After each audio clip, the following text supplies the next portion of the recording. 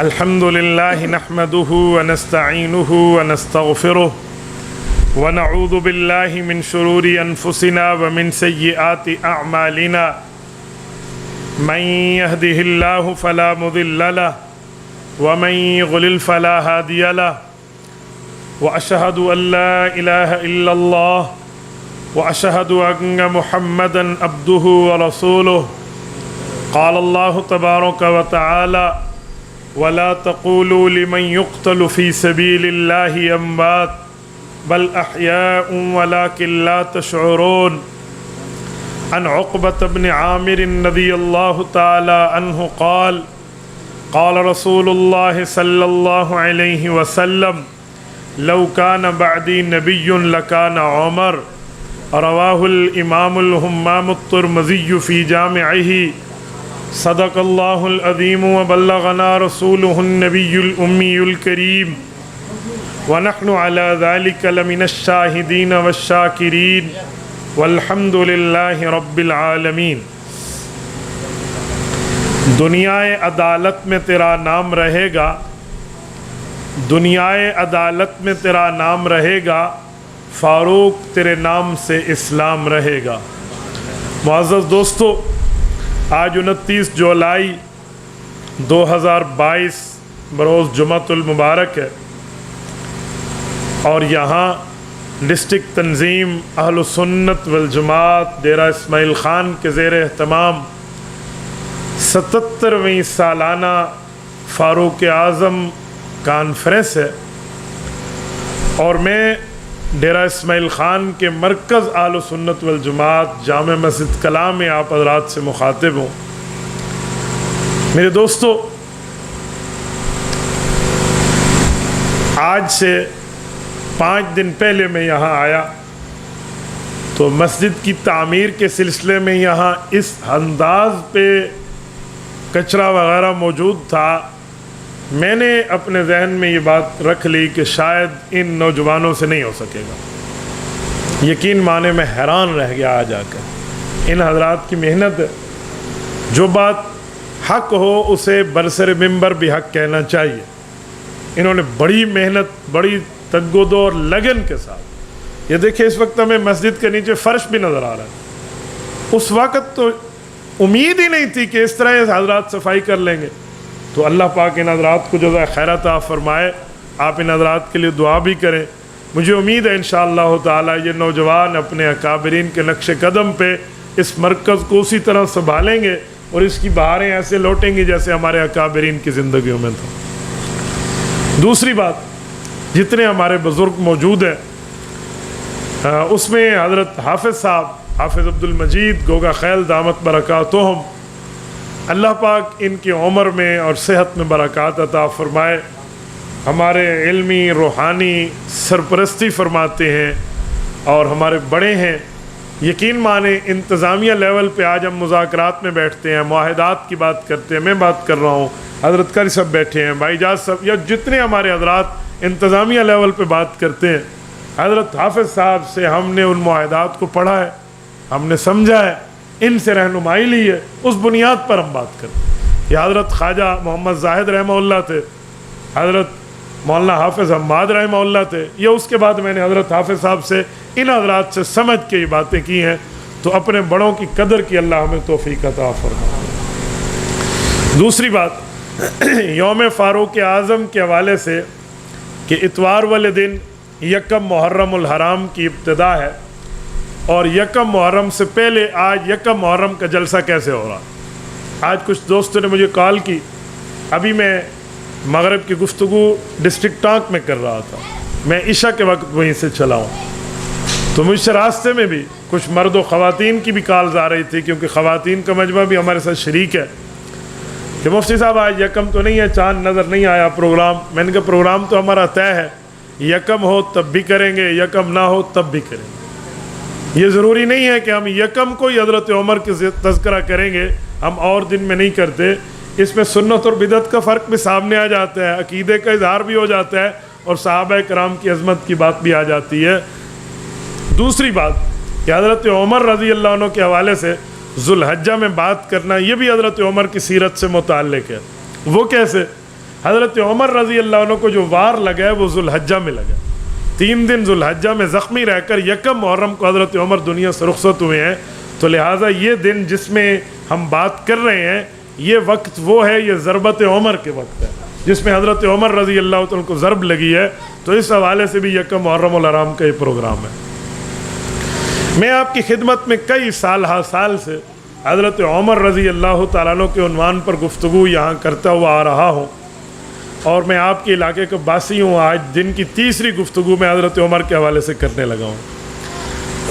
یقین مانیں حضرت عمر ان نابغہ روز شخصیات میں ہے کہ حضرت رسول اللہ اور پیغمبر کریم کے خلیفہ حضرت ابو بکر کے بعد حضرت عمر رضی اللہ عنہ وہ ہستی ہیں جن کے لیے ایک سے ایک عنوان ایسا ہے کہ وہ عنوان کہتا ہے کہ ہمیں بیان کیا جائے. اس کے لیے نہ دلائل کی کمی ہے، نہ واقعات کی کمی ہے، نہ اس کے لیے استدلال کی کمی ہے.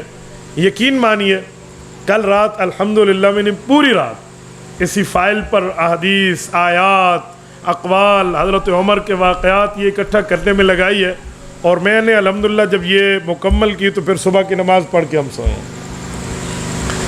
میں ان میں سے چند چیزیں آپ کی خدمت میں رکھنے کی کوشش کروں گا. آپ توجہ میری طرف رکھنا، الفاظ سے زیادہ فیلنگز پر توجہ دینا، احساس پر. بعض چیزیں ایسی ہوتی ہیں جو نظر سے سمجھائی جاتی ہیں، وہ زبان سے سمجھانے کی نہیں ہوتی. اس لیے ہمارے ایک صوفی شاعر نے کہا ہے کہ افلاک سے کھینچی جاتی ہے، سینوں میں اتاری جاتی ہے، توحید کی میں ساغر سے نہیں نظروں سے پلائی جاتی ہے. تو میں کچھ چیزیں احساس کے درجے میں آپ کی خدمت میں رکھوں گا کہ حضرت عمر رضی اللہ عنہ نے اسلامی آئین اور قانون کی بالادستی کے لیے کہاں کہاں خدمات سر انجام دی ہیں.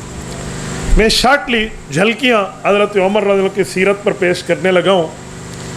سب سے پہلی اور بنیادی بات ہے کہ حضرت عمر رضی اللہ عنہ جب ایمان لائے ہیں تو حضرت عمر کی عمر کتنی تھی؟ حضرت عمر 32 سال عمر رکھتے ہیں جس وقت کلمہ پڑھ رہے ہیں. رسول اللہ صلی اللہ علیہ وسلم سے عمر میں 13 سال چھوٹے ہیں.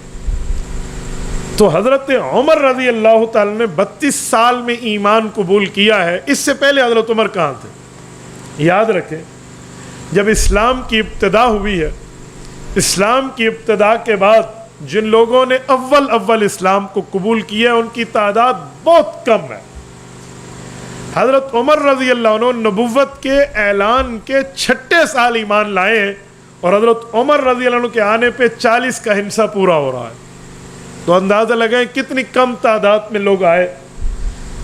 حضرت عمر رضی اللہ عنہ ایمان لانے میں تاخیر کے اندر اس وجہ سے ہے کہ اسلام کے سخت ترین مخالفین میں ان کا نام شمار ہوتا تھا.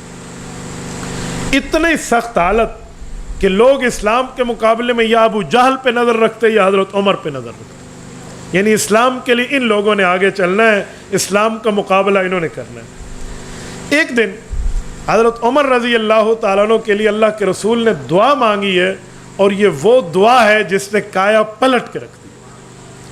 میں وہ دعا کے لفظ آپ کی خدمت میں رکھتا ہوں. آپ نے پڑھے بھی ہوں گے، لیکن جس انداز سے میں آپ کی خدمت میں یہ دعا لانے لگا ہوں نا، آپ ذرا ان الفاظ پہ غور کرنا کہ رسول اللہ صلی اللہ علیہ وسلم اس دعا میں رب کریم کی خدمت میں کہنا کیا چاہتے ہیں. یہ جامع ترمذی کتاب المناقب باب مناقب ابی حفص عمر کے تحت امام ابو عیسیٰ ترمذی رحمہ اللہ حضرت عبداللہ بن عمر کی روایت لائے ہیں کہ اللہ کے رسول نے ایک دن دعا میں یوں مانگا. یہ دعا اس وقت مانگی جا رہی تھی جب حضرت عمر کی اسلام کے مقابلے میں کاروائیاں عروج پر پہنچ چکی تھی. ان کاروائیوں میں 1-2 کاروائیوں کو میں عرض کروں اور پھر میں یہ دعا کے لفظ بتاتا ہوں. ان کاروائیوں میں ایک کاروائی تو یہ ہے کہ حضرت زنیرہ جو زخمی حالت تک پہنچی تھی، ان میں حضرت عمر فاروق کا ہاتھ ان پر اٹھا تھا. اسی طرح حضرت عمر رضی اللہ تعالیٰ عنہ کے خاندان میں ایک لبینہ ہے رضی اللہ عنہ، لبینہ العدویہ. یہ صحابیہ ہے لیکن باندھی ہے اپنے آقا کی. حضرت عمر اس کو اتنا مارا کرتے تھے کلمہ پڑھنے کی وجہ سے. روایات میں امام ابن القیم نے اور حافظ ابن کثیر نے لکھا ہے کہ حضرت عمر رضی اللہ تعالیٰ عنہ مارتے مارتے تھک جاتے اور پھر کہتے اچھا صبر کر لبینہ، مجھے تھوڑا دم لینے دے، پھر میں تمہیں تازہ دموں کے ماروں گا. یعنی آپ اندازہ لگائیں جوانی میں حضرت عمر کی طاقت، اور پھر یہ کہنا کہ میں دم لے لوں تو سامنے والے کا حشر کتنا ہو چکا ہوگا. لیکن اس کے باوجود بھی حضرت لبینہ کہتی عمر اللہ ہے، اللہ ختم نہیں ہوا۔ اس طرح کئی واقعات ہیں۔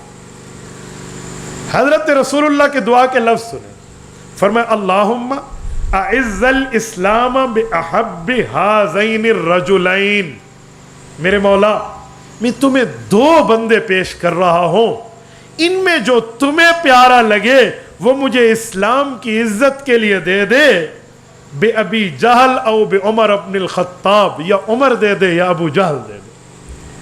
لفظ بے احب ہذین الرجلین جو میں سمجھانا چاہتا ہوں کہ اللہ آج تک دعا میں لفظ لوگ کیا کہتے ہیں، اللہ یا عمر دے دے یا ابو جہل دے دے، نہیں، اس میں ایک لفظ ہے، اللہ اسلام کی عزت کے لیے میں دو بندے پیش کر رہا ہوں، ان میں وہ دو جو تجھے پسند ہے۔ یہ بڑا قابل غور لفظ ہے، یہ نہیں ہے کہ ان دو میں دے دے، بے احب ہذین الرجلین الیک، اللہ جو تمہیں اچھا لگتا ہے وہ دے دے۔ یہ دعا رسول اللہ نے مانگی اور اللہ نے حضرت عمر دیا ہے، ابو جہل نہیں دیا۔ اس میں بھی بڑے سوال ہے کہ اللہ رب العزت سے حضور پاک نے تو ابو جہل کو بھی تو مانگا ہے نا، ابو جہل کے مانگنے کا انکار تو نہیں کیا جا سکتا۔ ابو جہل نہیں ملا، عمر ملا ہے، وجہ کیا ہے؟ وجہ انتخاب کیا ہے؟ ریزن آف سلیکشن، ان کو کیوں منتخب کیا گیا ہے؟ اس کی کئی وجہ ہیں، حدیث میں نہیں ہے، ہمارے علماء سیرت نے لکھی ہیں، اپنے اپنے دلائل کی بنیاد پہ لکھی ہے۔ وہ کہتے ہیں ایک وجہ یہ ہے کہ حضرت عمر رضی اللہ تعالیٰ عنہ ضدی نہیں تھے، سب مخالفت کی باتیں حضرت عمر میں تھیں لیکن دلیل کے سامنے ضد نہیں کرتے تھے۔ ابو جہل اکڑ جایا کرتا تھا، ابو جہل میں تکبر تھا، انانیت تھی، ابو جہل میں ضد تھا، تعصب تھا۔ اس وجہ سے اللہ نے حضرت عمر دیا ہے، ابو جہل نہیں دیا، کیونکہ اللہ کو تکبر ناپسند ہے، اللہ رب العزت کو انانیت پسند نہیں ہے۔ عمر فاروق میں ضد نہیں تھا، اس وجہ سے دی۔ وہ کہتے ہیں اس کی ایک وجہ اور بھی ہے کہ جی وہ کیا ہے کہ ابو جہل لوگوں کے پیسے کھایا ہوا تھا، لین دین میں، کاروبار میں۔ بڑے بڑے بندے اس کے گھر کے سامنے آ کر دھرنا دیا کرتے تھے کہ تو ہمارے پیسے لوٹا دے، تو اس نے پیسے دینے ہوتے تھے تو لوگوں سے جان چھڑاتا تھا۔ عمر فاروق اپنا حساب کتاب کلیئر رکھتے تھے، ان میں یہ کام نہیں تھا کسی سے ادھار لیا تو دے دیا، کسی سے معاملہ کیا تو اسے کلیئر کیا، کسی کے پیسے کھائے نہیں۔ کہتے ہیں ایک وجہ اور بھی حضرت عمر کے انتخاب کی، کہا وہ تیسری وجہ یہ ہے کہ جو غیرت اسلامی ہے نا، اللہ رب العزت سے تو حضور نے اس لیے مانگا تو وہ غیرت حضرت عمر میں تھی، ابو جہل میں نہیں تھی۔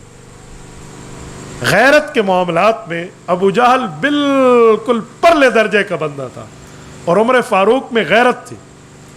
اس دلیل کی ایک حدیث ہے، وہ یہ ہے کہ جب معراج کی رات رسول اللہ صلی اللہ علیہ وسلم جنت کا وزٹ فرما رہے تھے اور جنت کا دورہ کرتے ہوئے ایک دلکش محل کو حضور پاک نے دیکھا تو حضرت جبرائیل سے پوچھا کہ یہ پیارا محل کس کا ہے؟ رسالت مآب علیہ السلام فرماتے ہیں میرے دل میں آیا جبرائیل کہے گا یہ آپ کا ہے، لیکن جواب یہ نہیں آیا، جواب رسول اللہ کی توقع کے برخلاف آیا کہ یا رسول اللہ یہ محل آپ کے صحابی حضرت عمر کا ہے۔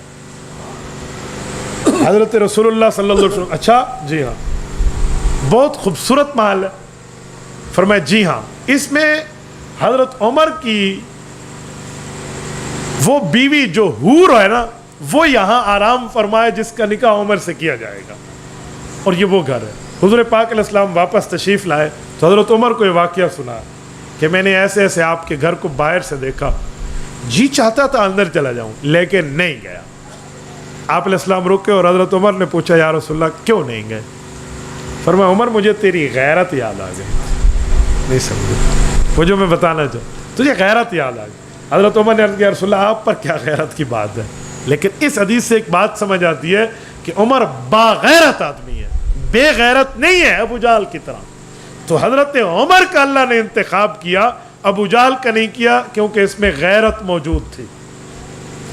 اور تیسری وجہ اور بھی ہے، چوتھی وجہ اور یہ ہے کہ سورت فتح کی آخری آیت میں رب کریم نے رسول اللہ کے صحابہ کے لیے یہ لفظ فرمایا ذالک مثلہم فی التوراۃ و مثلہم فی الانجیل. حضور پاک اور حضور کے صحابہ کی مثالیں اللہ نے صرف قرآن میں بیان نہیں کی بلکہ اس سے پہلے تورات میں اور انجیل میں بھی رب کریم نے بیان فرما دی. ایک صحابی ہیں حضرت دہیہ بن خلیفہ کلبی رضی اللہ عنہ. ان کو اللہ کے رسول نے خط دیا کہ آپ قیصر روم ہرقل کے پاس لے کر جاؤ.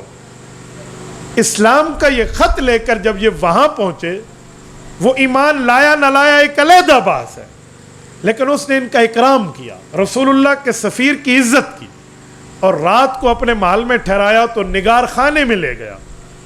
نگار خانے میں پہنچا کے اس صحابی کو کہتے ہیں بتاؤ یہ تصویروں والوں کو جانتے ہو؟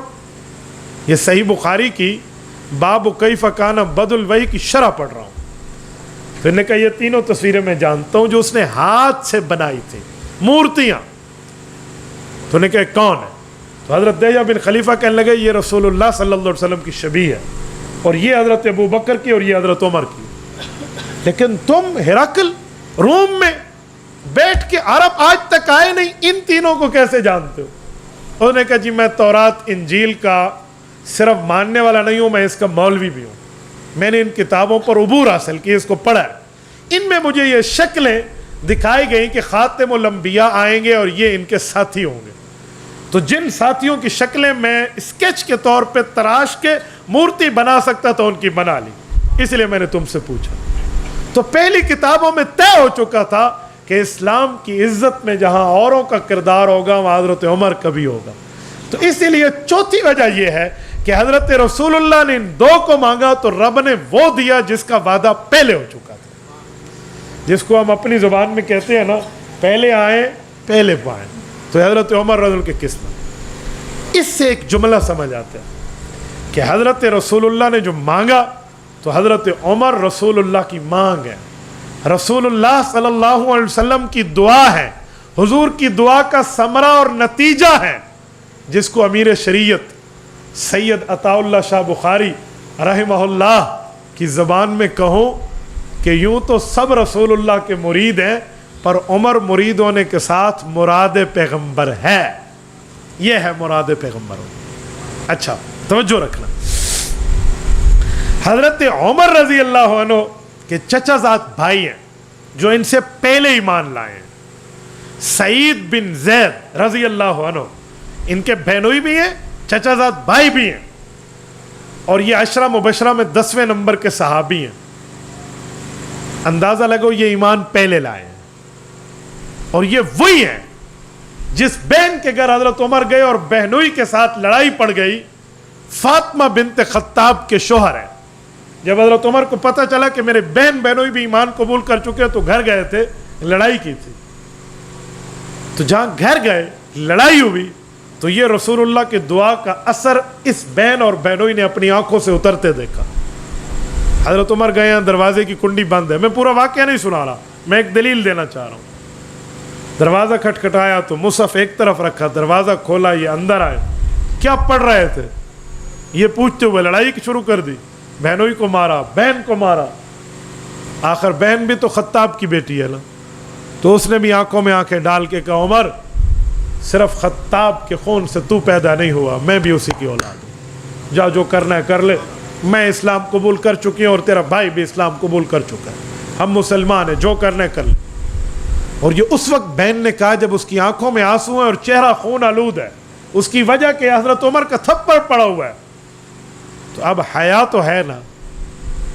اس بات پہ حضرت عمر کے ہاتھ کھڑے اور قدر توقف کیا. وقفے کے بعد کہا مجھے وہ مصحف دکھا سکتے ہو جو تم پڑھ رہے ہیں؟ اب سوال میں وہ شدت نہیں تھی جو پہلے تھی. میں نے کہا نا میں فیلنگز بتاؤں گا، احساس. پہلے تو لڑائی والا انداز تھا، اب سوال کا انداز تھا. وہ دکھا سکتے ہو وہ ہے کیا چیز جو تم نے پڑھی ہے اور آج میری آنکھوں میں آنکھیں ڈال کے بہن بول رہی ہے؟ وہ کیا چیز ہے؟ تو بہن نے کہا میں دکھانے کے لیے تیار ہوں، لیکن پہلے غسل چاہیے، کافر پلیت ہے اور اس کے ہاتھ میں قرآن نہیں دیا جا سکتا. حضرت عمر نے غسل کیا اور سورت نمبر 20 سورت طٰہٰ کے پہلے الفاظ ہیں ताहा मा अंज़लना अलैकल कुरआन लितश्क़ा, ये बहन ने सामने कर दी और इसमें तौहीद के दलाइल हैं। हज़रत उमर फारूक, पहला सफ़ा आप देखें ना सूरत ताहा का, तौहीद से पुरनूर है। तो हज़रत उमर ने वो दलाइल पढ़े तो ये उस ज़माने के पढ़े लिखे आदमी थे। हज़रत उमर लिखना पढ़ना जानते थे, ये खुद पढ़ा और दिल तौहीद के लिए मामूर हो गए। कहा ठीक है, इस बात का जवाब नहीं है और इसको मानने में मुझे कोई इनकार भी नहीं है। ये है जिद न होना, दलील के सामने सर झुका देना, जिस बुनियाद पर इनका इंतखाब हुआ है। बहन और बहनोई लेकर दार अरकम आए जा रसूलुल्लाह सल्लल्लाहु अलैहि वसल्लम, और दार अरकम में हज़रत हमज़ा 5 दिन पहले मुसलमान हो चुके थे हज़रत उमर से। और हज़रत हमज़ा ने हज़रत अल्लाह के रसूल को अर्ज़ किया कि उमर आ रहा है, अगर बुरे नीयत और बुरे इरादे से आया तो उसी तलवार से इसका सर काटूंगा। हुज़ूर पाक ने हज़रत हमज़ा को फरमाया ये काम छोड़, अगला काम हमारा है। हज़रत उमर आए, तलवार हाथ में थी। रिसालत इमाम अलैहिस्सलाम के लिए इमाम ज़ुरकानी ने मवाहिबुल लदुनिया में लिखा, फरमाया अल्लाह के रसूल ने यूँ हाथ मुबारक हज़रत उमर के सीने पे मार के कहा, उमर वो वक्त नहीं आया कि तेरे सीने में अल्लाह का खौफ आ जाए, अब भी बुतों की परस्तिश जारी है। और इस तरह की रसूलुल्लाह सल्लल्लाहु अलैहि वसल्लम ने झंझोड़ने वाले अल्फाज फरमाए। हज़रत उमर ने तलवार कदमों में रखी और कलमा शहादत पढ़ ली। अब सुने जो मैं नुक्ता देने लगा हूँ। हज़रत उमर रज़ी अल्लाह अन्हु, हज़रत सईद बिन ज़ैद और हज़रत फ़ातिमा बिन्त ख़त्ताब की दावत पर मुसलमान होते हैं, तो जो रसूलुल्लाह ने दुआ मांगी थी इसका असर इस बहन बानोई ने अपनी आंखों से उतरते देखा। दूसरी बात, रुतबा देखें ज़रा, रुतबा ये सईद जो बहनोई है हज़रत उमर का ईमान पहले लाया है, हज़रत उमर ईमान बाद में लाए हैं। अशरा मुबशरा में दूसरा नंबर हज़रत उमर का और 10वां नंबर सईद का है। यार ऐसे तो कोई कारनामे इस शख्स ने सरंजाम दिए हैं कलमा पढ़ लेने के बाद कि जो इनसे पहले वाला सईद बिन ज़ैद है उसका 10वां नंबर है, इसका दूसरा नंबर। यह है उमर फारूक रज़ी अल्लाह। और मेरे दोस्तों, हज़रत उमर के ईमान लाने पर जो सबसे पहला कारनामा हुआ है और उसी दिन हुआ है, वो क्या है? बैतुल्लाह में खुलेआम इबादत करना। ये आज तक नहीं थी। बैतुल्लाह में खुलेआम इबादत किया, रसूलुल्लाह जाते तो उक़बा बिन अबी मुअय्यिद जैसा बूढ़ा काफिर रसूलुल्लाह के सीना अक़दस और हुजूर की गर्दन में पटका डाल के खींचना शुरू कर देता। रसूलुल्लाह सर सज्जे में रखते तो ऊँट का भरा हुआ ओझर डाल दिया जाता। ये सारे वाक़े, तो इसीलिए वहाँ की इबादत कितने अरसे से मौकूफ़ थी। हज़रत उमर ईमान लाए का काबा शरीफ चले, का उमर कैसे जाएं, तेरी कौम नहीं जाने देती। अब जवाब है कि मेरी कौम जाने और मैं जानूं, आप तो चले ना। आप ईमान से बताएं मुझे, जब सहाबा कराम पहली मरतबा यूँ खुलेआम हज़रत उमर की क़यादत में काबतुल्लाह में इबादत के लिए रसूलुल्लाह की क़यादत में जा रहे होंगे, आगे हज़रत उमर होंगे और हुज़ूर पाक की क़यादत में सहाबा खुलेआम इबादत के लिए जा रहे होंगे, वो ईद से कम मंजर होगा। यानी वो कितनी इस्लाम को उस दिन एक बशारत नसीब हुई और रसूलुल्लाह के कलेजे में कितनी ठंड पड़ी होगी हज़रत उमर के इस वाक़े से। जो बेटा अपने बाप का दिल खुश करे उसके लिए तो जन्नत है, और जो उमर रसूलुल्लाह के सीने को ठंडा कर दे इसके लिए। ऐसे बहनोई 10वें नंबर पे और ख़ुद दूसरे नंबर पे नहीं है। अच्छा, इत्तेफाक इन लोगों ने तो हज़रत उमर को भेजा था, जाओ सर लेकर आओ, और हज़रत उमर तलवार लेकर आगे चल रहे हैं और ये समझ रहे हैं सारा आ रहा है, और हज़रत उमर बड़े हंस हंस के इनको कहते हैं, आओ ये जो दुश्मन अबू जहल एंड कंपनी समेत ठहरे हैं, भाई अगर तुम्हें चाहते हैं ना कि तुम्हारी बीवियां कहें हमारा भी कोई शौहर होता था, और तुम्हारी औलादें कहें हमारा भी कोई अब्बू होता था, आओ जरा उमर की तलवार तुम्हारा इंतजार कर रही है। अब किस काफिर ने सामने आना है? ये खुलेआम इबादत हुई है। इसको मैं दूसरे लफ्ज़ों में कहूँ, बैतुल्लाह की इबादत के लिए फातेह शख्सियत उमर फारूक है, और ऐसी फतह है कि इस पर किसी काफिर का खून नहीं बहा, एक कतरा भी नहीं गिरा, और हज़रत उमर के रौब और दबदबे ने बैतुल्लाह शरीफ को इबादत के लिए फतह कर ली। हज़रत आदम अलैहिस्सलाम से लेकर क़यामत तक जितने अंबिया कराम की उम्मतें हैं, इन तमाम उम्मतों को 2 किबले मिले हैं, या तो बैतुल मुक़द्दस मिला है या बैतुल्लाह मिला। بیت اللہ ہماری خصوصیت ہے امت محمدیہ کی، اور بیت المقدس بھی کچھ عرصہ ہمارا قبلہ رہا، پھر بیت اللہ ہوا، اور پچھلے انبیاء کو تو بیت المقدس ہی ملا۔ بیت المقدس بھی فتح عمر فاروق سے ہوا ہے، بیت اللہ بھی فتح عمر فاروق سے۔ یہ دو ہی قبلے ہوں کلمہ طیبہ کے ماننے والوں کے، حضرت آدم تا قیامت، اور ان دونوں قبلوں کو فتح کر کے اسلام کی جھولی میں ڈالنا یہ عمر فاروق کا کر رہا ہوں۔ بیت المقدس کی فتح پہ بھی ایسے ہوا تھا نا، حضرت عمر گئے ہیں اور انہوں نے کہا تمہارا امیر المومنین آ جائے، ہم سے چابیاں لے لو۔ حضرت عمر نے مشورہ کیا جائیں، کہا جی کیوں نہ جائیں، بغیر جنگ کے بیت المقدس ملتا ہے۔ حضرت عمر گئے اور کفار نے چابیاں ہاتھ میں رکھ دی، وہ بھی روب اور دبدبے سے فیصلہ ہوا ہے، اور یہاں بھی یہی ہے۔ تو مجھے اندازہ لگا کر آپ ایک جملہ بتائیں، آج ہم قبلے کی طرف پاؤں کرنا اپنے ادب میں حرام سمجھتے ہیں کہ آداب میں بالکل بری بات ہے، نہ کرو، ہم پاؤں کرنا غلط سمجھتے ہیں۔ جس نے ان قبلوں کو آزاد کر کے اسلام کی جھولی میں ڈالا ہے اس کا مقام کتنا ہوگا۔ حدیث پاک ہے جامع ترمذی جلد 2 میں، اللہ کے رسول نے فرمایا من سنہ سنتن فی الاسلام حسنتن فلہ اجرہا واجر من عمل بہا من بعد۔ فرمایا جس شخص نے صرف نیکی نہیں کی بلکہ نیکی کی بنیاد رکھ دی تاکہ بعد والے بھی اس پہ عمل کریں، تو اللہ تعالیٰ اسے اپنا ثواب بھی دیتے ہیں، ان سب کا ثواب مجموعہ کر کے اس ایک کے کھاتے میں ڈال دیتے ہیں۔ عمر فاروق وہ شخص ہے، ان قبلوں پر قیامت تک جو بندہ عبادت یہاں کر رہا ہے اس کو اس کا ثواب تو ملے گا، لیکن اس کا مجموعتاً ثواب عمر فاروق کے نامہ اعمال میں جاتا رہے گا۔ یاد رکھیں، اسی لیے کہا جاتا ہے کہ اسلام کی بنیاد پیغمبر کے صحابہ ہیں اور خلفائے راشدین اس بنیاد کی سنگ بنیاد، یہ پہلے سنگ ہے جن نے اس طرح ترتیبیں رکھی ہیں۔ اور میرے دوستو، سیدنا عمر رضی اللہ تعالیٰ عنہ جب ایمان لائے تو صحابہ کرام صرف خوشیاں نہیں منا رہے تھے، سرحد پار تک خوشیوں کی بات نہیں ہے، یہ آسمان پار خوشیوں کی بات ہے۔ آپ اندازہ لگائیں، حضرت ابن عباس کی روایت پڑھنے لگا ہوں سنن ابن ماجہ سے، امام ابن ماجہ القزوینی رحمہ اللہ، حدیث پاک کی کتاب، ابواب فضائل اصحاب رسول اللہ، باب فضل عمر، امام ابن ماجہ رحمہ اللہ روایت لائے ہیں۔ حضرت عبداللہ بن عباس رضی اللہ عنہ فرماتے ہیں لما اسلم عمر، جب حضرت عمر ایمان لائے، نزل جبرائیل علیہ السلام، حضرت جبرائیل آسمان سے اترے، فقال یا محمد صلی اللہ علیہ وسلم، رسالت مآب علیہ السلام کی خدمت میں یا رسول اللہ کہہ کر عرض کرنے لگے لقد استبشر اہل السماء باسلام عمر، عمر ایمان لایا، فرشتوں نے آسمان پر ایک دوسرے کو مبارکباد پیش کی۔ آپ اندازہ لگاؤ کہ عمر فاروق کے اسلام کے منتظر جہاں اللہ کے فرشتے ہوں، اس شخص کا مقام اور مرتبہ کتنا ہے۔ سیدنا عمر رضی اللہ۔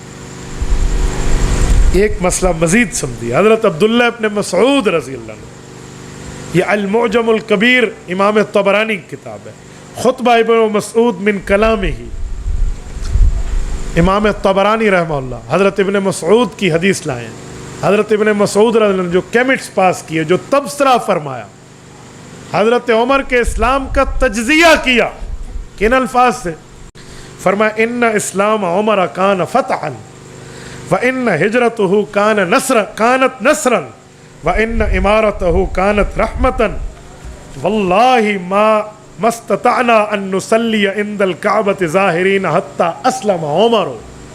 کہا لوگو، حضرت عمر کا اسلام قبول کرنا مسلمانوں کی فتح تھی، اور ان کو حکومت ملنا اللہ کی طرف سے رحمت تھی، اور بیت اللہ میں ہم نماز پڑھنے کا سوچ بھی نہیں سکتے تھے کھلے عام، مگر جب عمر ایمان لایا پھر ہمیں روکنے کا کافر سوچنا بھی چھوڑ چکے تھے کہ ہم کیسے روکیں اب اس کو۔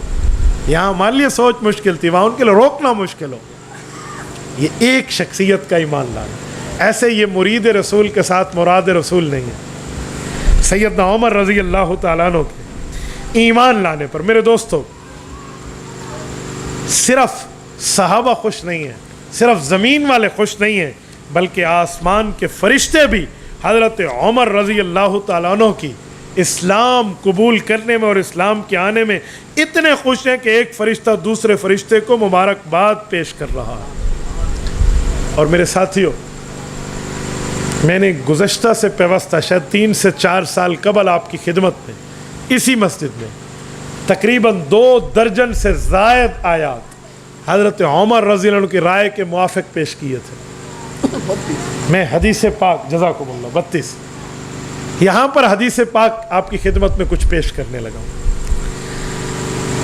جامع ترمذی ابواب المناقب میں حضرت عبداللہ بن عمر رضی اللہ تعالیٰ عنہ رسول اللہ صلی اللہ علیہ وسلم کا ایک فرمان نقل فرماتے ہیں۔ یہ فرمان آپ نے سنا ہوگا، لیکن میں جس انداز میں اس کو سمجھانے کے طور پہ پیش کر رہا ہوں، شاید آپ نے سمجھنے کا انداز آپ سے پہلے نہ سنا ہو۔ حدیث یہ ہے، ان اللہ جعل الحق علی لسان عمر و قلبی۔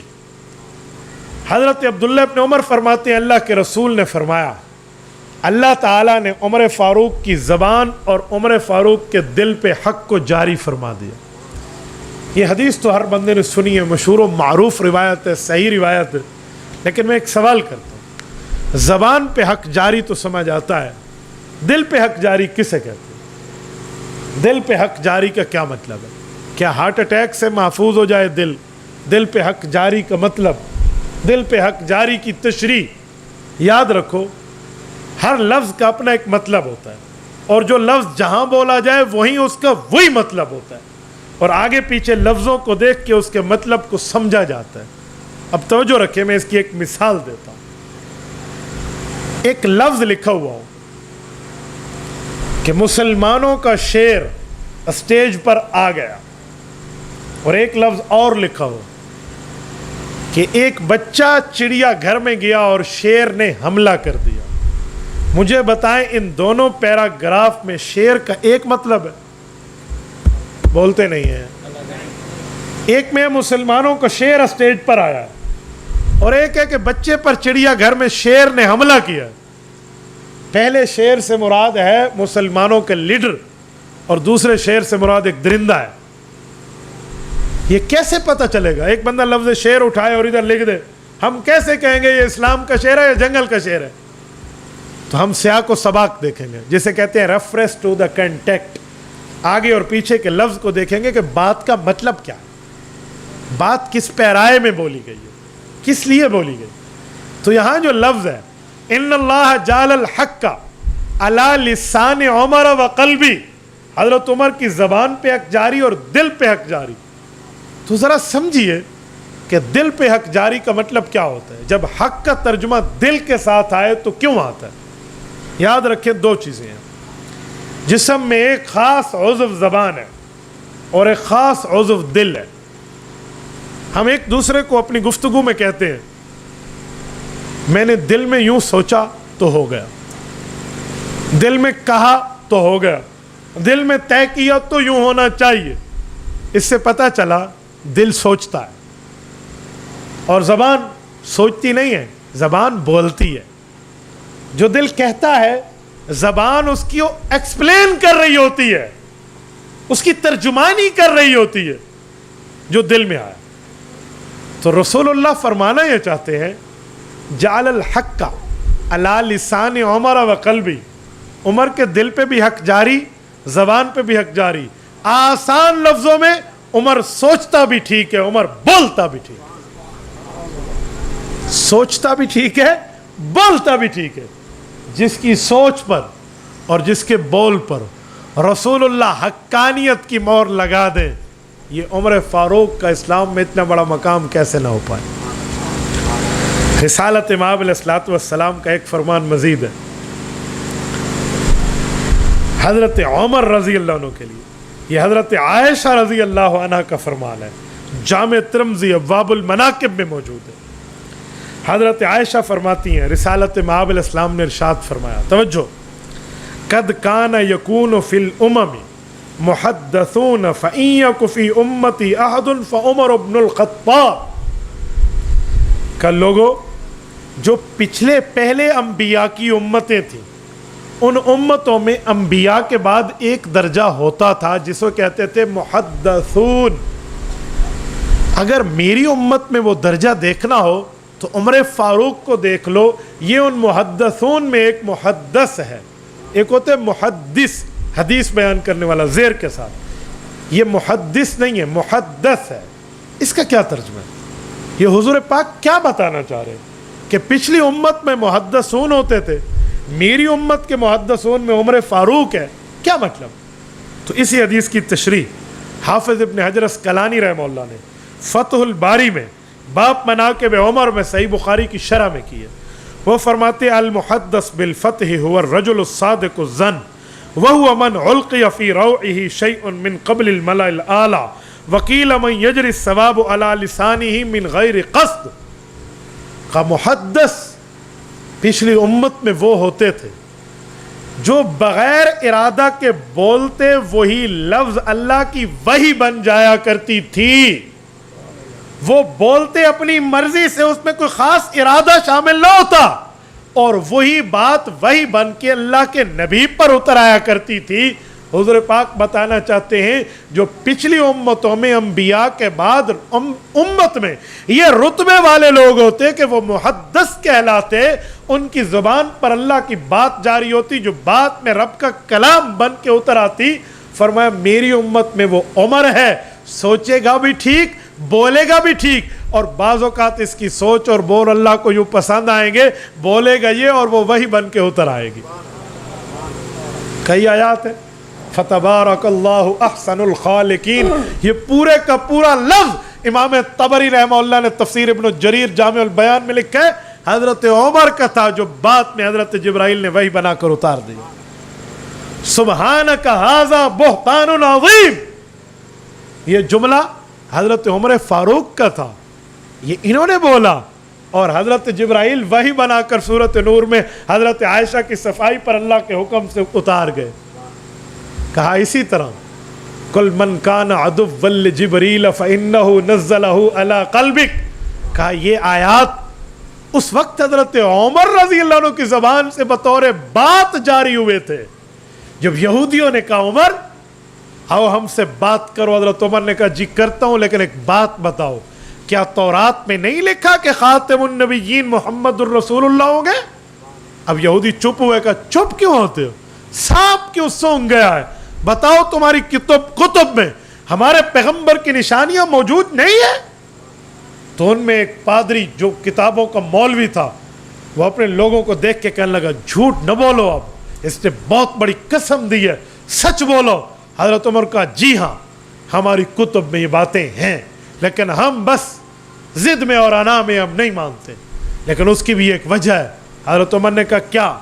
کہ تمہارے ہاں جبرائیل وحی لاتا ہے, میکائیل لاتا تو ہم مانتے, جبرائیل کی لائی ہوئی وحی ہم نہیں مانتے. حضرت عمر نے اس پادری سے کہا کیوں؟ جبرائیل نے کوئی تیرے اوپر FIR کرائی ہے, تیرا اس سے کیا جھگڑا ہے؟ وہ کہنے لگا جبرائیل نے ہمارے باپ داداؤں پہ عذاب لائے تھے, میکائیل نے عذاب نہیں لائے, اس لیے جو ہمارے باپ داداؤں پہ عذاب لایا وہ فرشتہ ہمارا دوست نہیں ہو سکتا, ہم نہیں مانتے قرآن. حضرت عمر نے شرم دلائی اور انہیں کہا جبرائیل اپنی طرف سے نہیں لایا, تم نے رب کی نافرمانیاں کی, انبیاء کرام کا قتل کیا, رب نے تمہارے اوپر عذاب کو مسلط کر دیا. تو جبرائیل حکم ربانی کا پابند ہے, وہ اپنے اللہ کے حکم کو فالو کر رہا ہوتا ہے, اس کی کسی سے دشمنی اور دوستی کی باتوں کی بات نہ کرو. اور اس طرح شرم دلا کر حضرت عمر نے کہا من کان عدوا لجبریل, یہ پوری بات پیش کی. آیت نمبر 97, آیت نمبر 98, سورت نمبر 2 سورت البقرہ 11واں رکوع, من کان عدوا للہ تک پوری 2 آیات یہ لفظوں میں عربی میں انہیں سمجھایا. ابھی قرآن نہیں اترا تھا, اور یہ بڑے غصے سے بات کر کے رسول اللہ صلی اللہ علیہ وسلم کے پاس آئے, اور حضور پاک علیہ السلام نے حضرت عمر کو دیکھا تو کہا عمر باقی باتیں بعد میں, ابھی جبرائیل آئے اور وحی اتار گئے. کہا رسول اللہ پھر کیا وحی اتری؟ حضور نے یہی آیات پڑھ دی جو باتیں حضرت عمر اپنے لفظوں میں کہہ کر آئے تھے, اللہ نے قرآن بنا کر اتار دی. اسے کہتے ہیں محدث فی الامہ, امت میں محدث کا طبقہ جس کی زبان پہ اللہ اپنی بات کو بغیر ارادے کے جاری کر دے.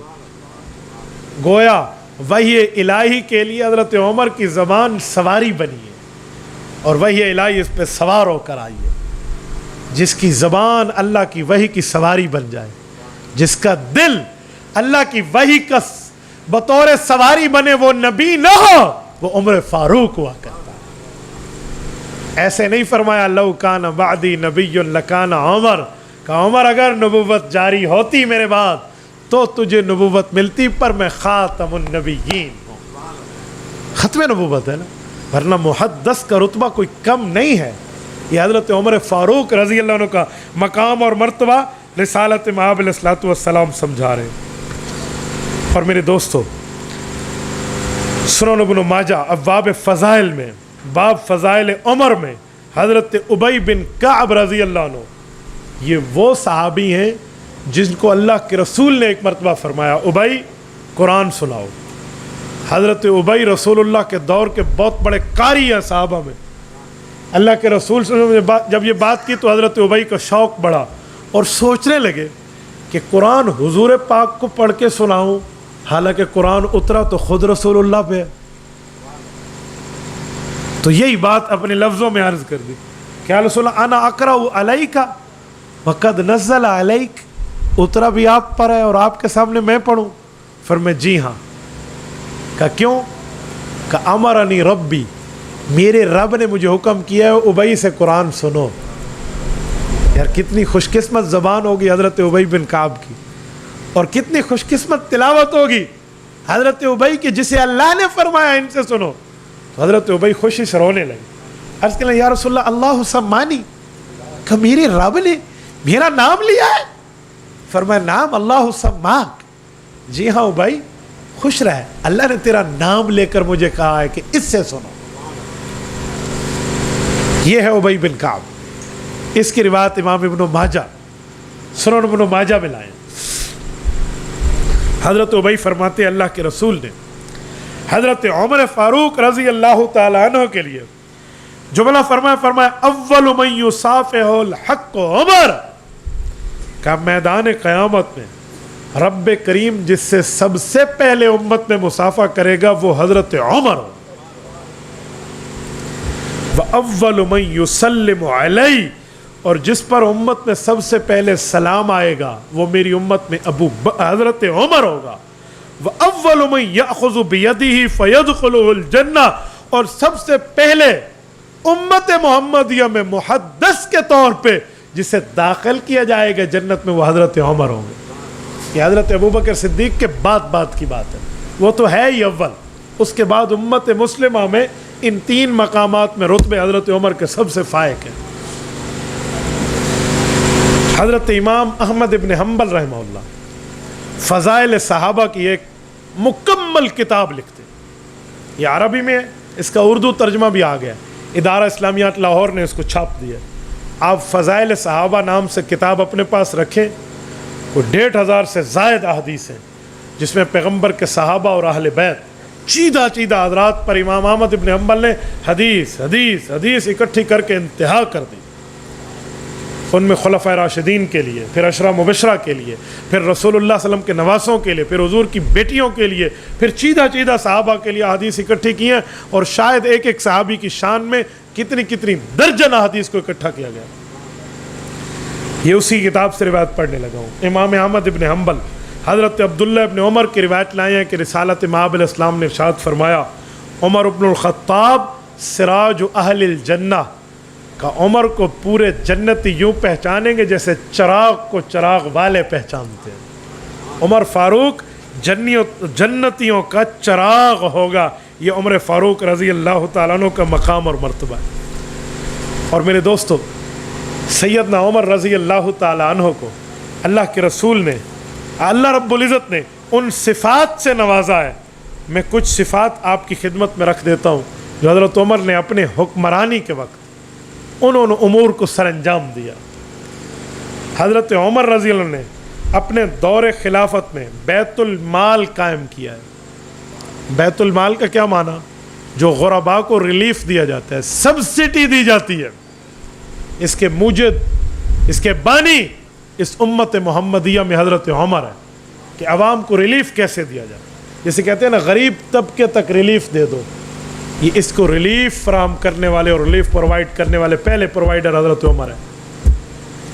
نمبر 2، یہ جو عدالتیں قائم ہیں اور اس عدالت پہ کہ جج یوں بیٹھے اور اس سے فیصلہ ہو اور یوں معاملہ ہو، اس طرز پر عدالت کا پورا نظام قائم کرنا، یہ حضرت عمر رضی اللہ تعالیٰ عنہ کا قائم کرتے ہیں۔ اور اسی طرح عدالتوں کے پھر قاضی مقرر کیے کہ یہ قاضی فیصلہ کرے گا، یہ چھٹی پہ ہوا تو یہ کرے گا، یہ ہوا تو یہ کرے گا۔ صحابہ کرام اور اہل بیت میں بڑے بڑے علوم والے اصحاب یہ بطور قاضی، بطور جج حضرت عمر رضی اللہ تعالیٰ عنہ نے مقرر کیے۔ دوسرے نمبر پہ یہ جو ہم سن ہجری کرتے ہیں، ایک ہے سن عیسوی، ایک ہے سن ہجری۔ سن عیسوی سورج کے ساتھ چلنے والے نظام کو کہتے ہیں، سن ہجری چاند کے ساتھ چلنے والے نظام کو کہتے ہیں۔ سن عیسوی حضرت عیسیٰ علیہ السلام سے شروع ہے، اب سن 2022 ہے تو عیسیٰ علیہ السلام کو اس دھرتی سے اوپر اٹھائے ہوئے سن 2022 سال ہو گئے۔ یہ جب عیسوی سن بولیں گے، حضرت عیسیٰ علیہ السلام کا انٹروڈکشن ہے، ان کا تعارف ہے، وہ بھی ہمارے نبی ہیں، ہمیں اشکال نہیں ہے، لیکن ہم حضرت عیسیٰ کا تعارف کرائیں تو اس سے زیادہ بہتر ہے کہ حضور کا بھی ساتھ کرائیں۔ تو یہ سوچ امت میں سب سے پہلے حضرت عمر کو آئی کہ جب عیسوی سال شروع ہو سکتا ہے کہ 571 عیسوی حضور کی پیدائش ہوئی ہے جیسے ہم بتاتے ہیں، تو کیا ہمیں رسول اللہ کے نام سے بھی ایک سن شروع کر لینا چاہیے؟ تو وہ کون سا سن ہو؟ کیا حضور کی پیدائش سے شروع کریں؟ نہیں۔ اعلان نبوت سے شروع کریں؟ جی نہیں۔ فلاں فلاں مختلف رائے آئی، حضرت عمر نے ایک رائے دی اور پیغمبر کے صحابہ اور اہل بیت نے اس پر اتفاق اور اجماع کیا۔ وہ رائے کیا ہے کہ جی سن شروع کرنا ہے تو رسول اللہ کی ہجرت کے دن سے کرو، وہ سن ہجری بنتا ہے۔ یعنی رسالت مآب نے جب ہجرت فرمائی، اللہ کے رسول صلی اللہ علیہ وسلم جب ہجرت فرمائی، یہ پوری دنیا کا اتفاق ہے کہ رسالت مآب علیہ السلام کی عمر 53 سال ہے۔ رسالت مآب نے 53 سال کی عمر میں ہجرت فرمائی، تو 53 سال رسول اللہ کی زندگی کے نکال کے پھر سن ہجری کی ابتدا حضرت عمر نے کی ہے۔ اور خالی ابتدا نہیں کی، جیسے تقریب رونمائی ہوتی ہے نا کتاب کی، اس طرح بیٹھ کر طے کیا کہ جہاں جہاں عمر فاروق کی سلطنت ہے، ہر سلطنت میں ہر قاضی، ہر رجسٹرار، بیت المال کو سنبھالنے والا مدون اور اس طرح سنبھالنے والا رجسٹرار جو ہے، اس نے سن ہجری کی تاریخ کو لاگو کرنا اور اسی ترتیب پر لکھیں گے۔ سن ہجری سے شروع کیا حضرت عمر نے اپنے دور میں۔ اس دور میں سن ہجری کون سی تھی؟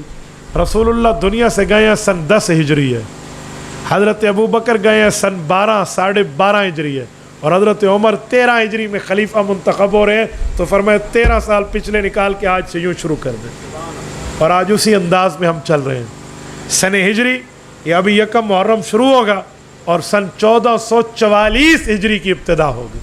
اب 1443 ہجری میں ہم آسانی سے یوں حساب نکال لیں کہ ہمارے پاک پیغمبر کی ہجرت کو کتنے سال ہوئے، ہم حساب لگا لیتے ہیں۔ پر افسوس آج مسلمان سن عیسوی کو جانتا، سمجھتا، سنواتا، پڑھتا، پڑھاتا بھی ہے۔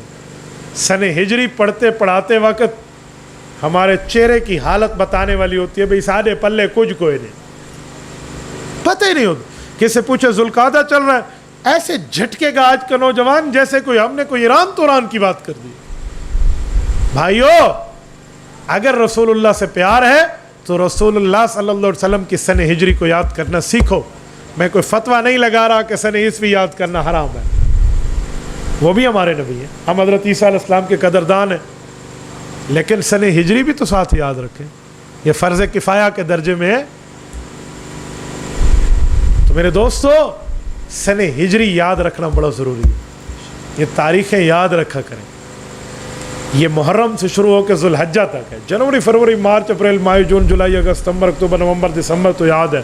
اے کاش ہمیں اس طرح محرم، سفر، ربیع الاول، ربیع الاخر، جمادی الاول، جمادی الاخر، رجب، شعبان، رمضان، شوال، ذوالقعدہ، ذوالحج ہمیں یوں بھی یاد ہونا چاہیے، اور ہم یوں بھی تو سمجھائیں۔ اور یہ تب یاد ہوگا جب آپ اور ہم یاد کریں اور اپنے بچوں کو یاد کرائیں۔ یاد رکھنا، یہ گھر میں اپنی اولاد کو یاد کراؤ نا، اپنی اولاد سے مذاکرہ کرو۔ اور میں آپ کو بڑا آسان بتاتا ہوں، میں تمہیں سناتا ہوں 12 مہینے بچوں سنو اسلامی، 1 دن 2 دن 4 دن 5ویں دن بچوں کو جو سنائے گا مجھ سے انعام لے گا۔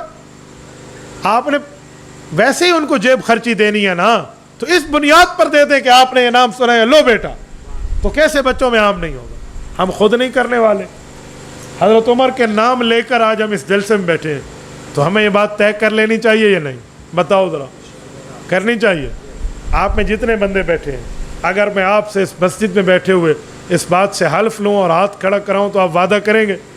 جتنے بیٹھے آپ ہاتھ کھڑا کر کے اس بات پہ آج اس جلسے میں وعدہ کریں، ہاتھ کھڑا رکھیں کہ ہم انشاءاللہ تعالی سن ہجری بھی یاد کرائیں گے اور خود بھی یاد کریں گے۔ یہ حضرت عمر کا جاری کردہ اور ہمارے پیغمبر کا ہجرت سے شروع ہوا سال ہے۔ کرو گے؟ خود بھی کرو گے، اپنے بچوں کو بھی کراؤ گے، بچیوں کو بھی یاد کراؤ گے، گھر والوں کو بھی یاد کراؤ گے، بہن بھائی آپس میں مذاکرہ بھی کرو گے نا؟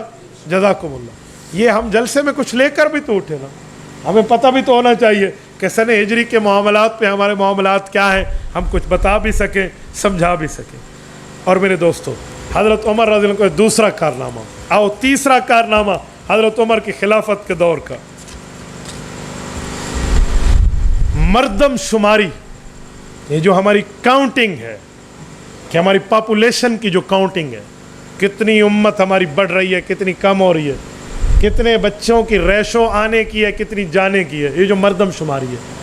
ہم نے مردم شماری صرف ووٹ کے لیے رکھ لیا اور کچھ بھی نہیں رکھی۔ مردم شماری میں مسلمانوں کی قوت کا اظہار بھی تو ہے نا۔ تو یاد رکھیں، یہ مردم شماری کی ابتدا حضرت عمر کے دور سے۔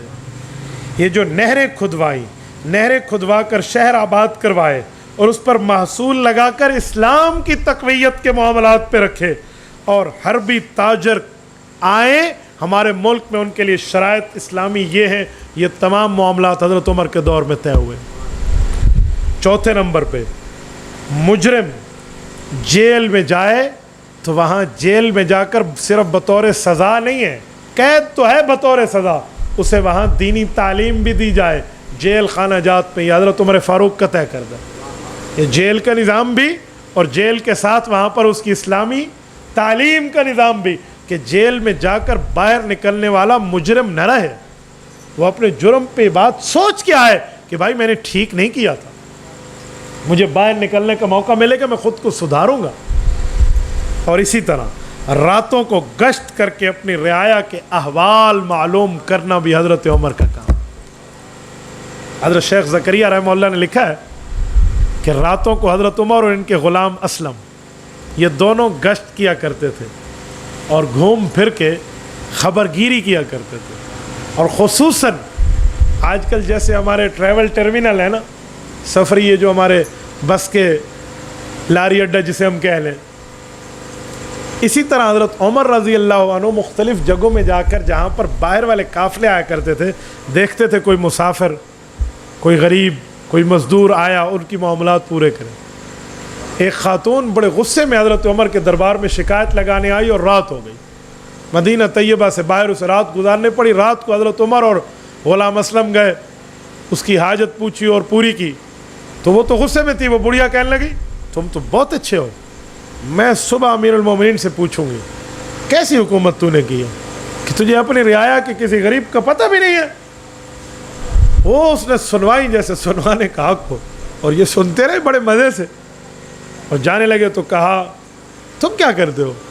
کہ بس بڑھیا ہم بھی کوئی نیکی کر لیتے ہیں۔ کہ پھر بھی تو بتاؤ بتاؤ بتاؤ، میں تمہارا جا کر امیر المومنین کہوں گی کہ ان جیسے بندوں کو لگاؤ۔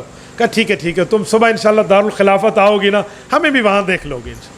کوئی تعارف نہیں کرایا میں کون ہوں، کیوں؟ اسے پتہ ہے ان اجریہ الا علی رب العالمین، کہ میں نے اجرت اس سے تھوڑی لینی ہے، میری اجرت اور معاملات تو اللہ جانتا ہے۔ اور آج ہمارے ہاں کیا ہے، کسی فقیر کو 10 روپے دو اور 10 دفعہ اسے کہتے ہیں دعا کرنا دعا کرنا۔ سبحان اللہ، تو نے اسے صدقہ دے کے اپنے سر سے مصیبت ٹالی ہے۔ محسن وہ ہے جو اس نے تیرا مال لے لیا ہے، تو دعا اس کے لیے کر کے شکر ہے اس نے میرے سر سے مصیبت ٹلوانے میں میرا ہیلپنگ ہینڈ بنا ہے، میرا ساتھ دیا ہے اس نے۔ الٹا 10 روپے دے کے 20 دفعہ اس سے دعا کروائیں گے، پابند بنائیں گے۔ بابا بھائی دعا تمہیں خود بخود لگ جائے گی، دعا کرائی نہیں جاتی، ایسی اچھائی کی جاتی ہے کہ دعا لی جاتی ہے۔ دعا کروانے اور دعا لینے میں بڑا فرق ہے۔ جیسے دعا مانگنے اور دعا پڑھنے میں فرق ہے. ایک دعائیں ہم پڑھتے ہیں, اللہ نہ کرے اپنی ذات کی کوئی مصیبت آ جائے, پھر دعا مانگتے ہیں, تو دعا مانگنا اور ہے اور دعا پڑھنا اور ہے. ایسے یہ دعائیں کہلوانا ہے بھائی, دعائیں کہلوائی نہیں جاتی, دعائیں لی جاتی ہیں.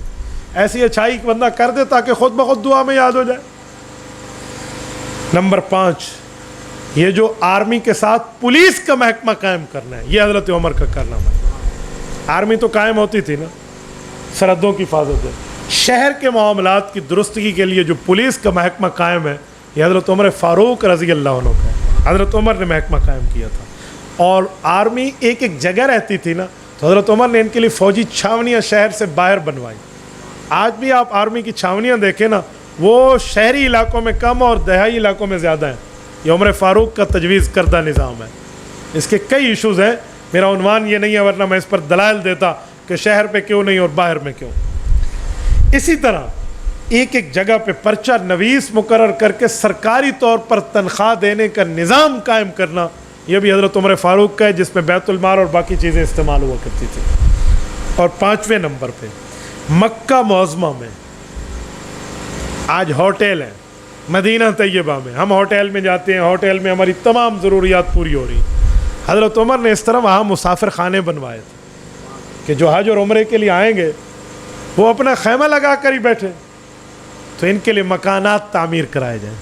تو وہاں مکانات تعمیر کرائے جاتے تھے جو سرکاری فنڈ سے رہائش ملتی تھی, عوام سے نہیں لیتے تھے.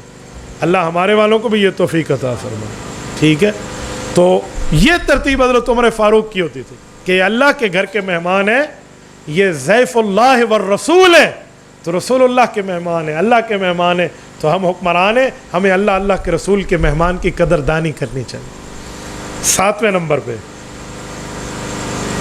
اگر کوئی بچہ گم ہو جائے تو اس کے لیے دارالامان رکھ کے اس کی پرورش کا انتظام کیا جائے. یہ حضرت عمر فاروق کا کارنامہ ہے. اور وہ دارالامان ہوا کرتا تھا. ہمارے ہاں دارالامان دارالخطر ہے. آج عزتوں کا جنازہ نکلتا دارالامان سے. آپ اور ہم سارے پرنٹ میڈیا اور الیکٹرانک میڈیا سے ریلیٹڈ ہیں, ہم سارے دیکھ رہے ہیں. وہ اس وقت عزتوں کے محافظ ہوا کرتے تھے. اور جب بچہ پیدا ہو, جب تک وہ بچہ دودھ نہ چھڑائے تو اس کو سرکاری طور پر وظیفہ دیا جائے گا یا نہیں. تو جس دن بچے کو ماں دودھ چھڑائے گی, نہیں 2 سال پورے ہو جائے, اب دودھ کی مدت پوری ہو گئی, اب سرکار پیسے دے گی. حضرت عمر نے طے کیا. ایک رات گشت کر رہے ہیں مدینہ کی گلیوں میں اور بچہ بڑا رو رہا ہے.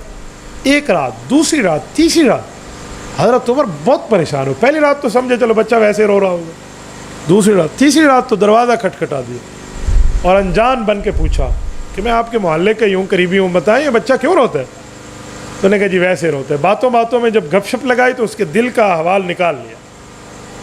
وہ ان کے والد کہنے لگے کہ میری اہلیہ بچے کے دودھ اس لیے چھڑا رہی ہے کہ جلدی جلدی چھڑائیں تاکہ عمر والا وظیفہ اس کو مل سکے. ہمارے گھر میں اخراجات زیادہ ہیں تو ہم چاہتے ہیں کہ حضرت عمر والا جو وظیفہ دودھ چھڑانے کے بعد ملتا ہے وہ تھوڑا جلدی مل جائے, اس لیے ہم اسے دودھ چھڑائے ہوئے ہیں, باقی خوراک پر اس کو عادی بنا رہے ہیں.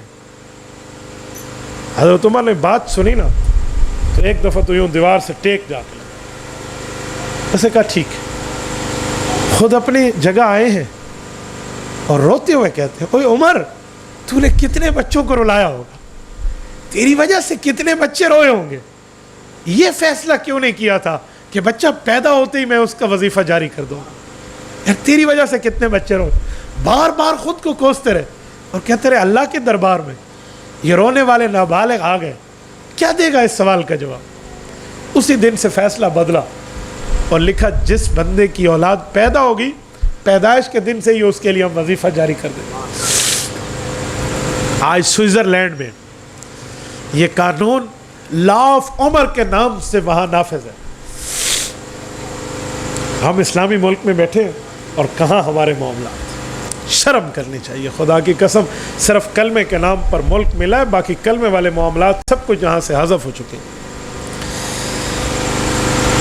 اسی طرح آج آپ شہروں میں جائیں نا, مختلف شہروں میں آپ کو گیسٹ ہاؤسز ملیں گے. یہ جو گیسٹ ہاؤسز ہوتے ہیں یہ سرکاری مہمان, یہ گیسٹ ہاؤسز کی ترتیب مختلف شہروں میں یہ 8ویں نمبر کی بات پیش کر رہا ہوں، یہ حضرت عمر فاروق کا طے کردہ ہے. گیسٹ ہاؤسز بھی سمجھ لیں اور سرکٹ ہاؤس بھی سمجھ لیں. نمبر 9، مکاتب، مدارس اور اسکول سسٹم علیحدہ طے کر کے اس کو ترویج دینا. حضور نے تو مدرسہ صحاب صفہ شروع فرمایا تھا صلی اللہ علیہ وسلم. حضرت عمر نے مختلف مکاتب، مدارس جسے ہم کہتے ہیں اسکول اینڈ انسٹیٹیوٹس، ان کو حضرت عمر نے الگ الگ قائم کر کے ٹیوشن سینٹر کے طور پہ وہاں ٹیوٹر بٹھا کر مسلمانوں کی دینی تعلیم اور اویئرنیس کے لیے قائم کیے. یہ بھی عمر فاروق کا قائم کردہ نظام ہے. اور 9ویں نمبر پہ انہی کے 10ویں نمبر پہ انہی کے معلمین اور مدرسین کی تنخواہوں کا انتظام کرنا، جسے آپ اسلامیہ ٹیچر کہہ دیں یا جسے آپ مسجد کا استاذ کہہ دیں، اس کی تنخواہ کا انتظام کرنا. لوگ کہتے ہیں قرآن پہ تو کوئی تنخواہ نہیں ہوتی. بھائیو، یہ قرآن کی تنخواہ نہیں ہے، یہ اس کے وقت کی اجرت ہے، وقت کی حق الخدمت ہے. کہ اگر یہ وقت کسی اور جگہ جا کر لگاتا تو بھی تو حق الخدمت ملتی نا، تو بھی تو ملتی. تو لہٰذا آج اسے حق الخدمت مل رہی ہے. ٹھیک ہو گیا؟ تو یہ اس کے وقت کی ترتیب ہے، توجہ رکھیں. اسی طرح 11ویں نمبر پہ گھوڑے پر زکوٰۃ ہے یا نہیں ہے، لیکن تجارت والے گھوڑے پہ زکوٰۃ ہے جو تاجروں کے یہاں ہوگی. اس کی زکوٰۃ سرکاری مال میں ہوگی. یہ حضرت عمر فاروق کا طے کرتا ہے. 12ویں نمبر پہ جو وقف کری جائے، مسجد ہے، مدرسہ ہے، یا کوئی زمین ہے جو وقف کر دے، وقف کا نظام ہو، مساجد میں مؤذنین کی تنخواہیں ہوں، ائمہ کو مقرر کرنا ہو، رات کو مساجد میں روشنی کا انتظام ہو، اور اس کے علاوہ فلاحی اصلاحی احکامات و اصلاحات ہوں، یہ بھی حضرت عمر فاروق کے قائم کرتا ہے. تو میں نے مختلف چیزیں آپ کی خدمت میں حضرت عمر فاروق رضی اللہ عنہ کے حوالے سے رکھی ہیں تاکہ ہماری نیو جنریشن کو حضرت عمر کے حوالے سے اس جدید شکل پر بھی اویئرنیس ملے اور ہمیں آگاہی ہو. امید ہے میں اپنا میسیج آپ تک کنوے کر پایا ہوں گا. اقول قولی ھذا واستغفر اللہ وآخر دعوانا ان الحمد للہ رب العالمین.